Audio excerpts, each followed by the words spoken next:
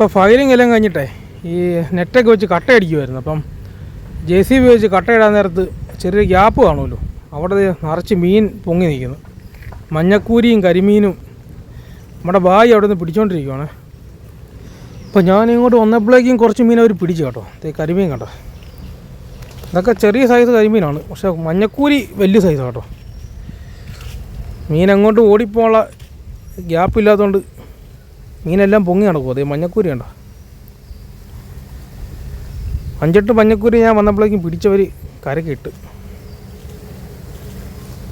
കണ്ടോ. ഇതിൻ്റെ സൈസ് കാണിച്ചു തരാവേ,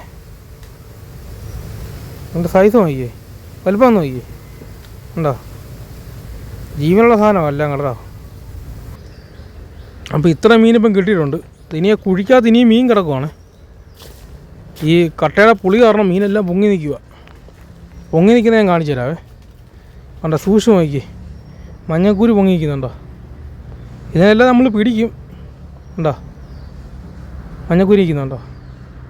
ഇവിടെല്ലാം പരല് നിൽപ്പുണ്ട്, കരിമീൻ നിൽപ്പുണ്ട്. മഞ്ഞക്കൂരി നമുക്ക് കൂടുതലും കാണുന്ന കേട്ടോ. ഉണ്ടോ, എല്ലാ സൈഡിലൊക്കെ നിൽപ്പുണ്ട് മീനെ.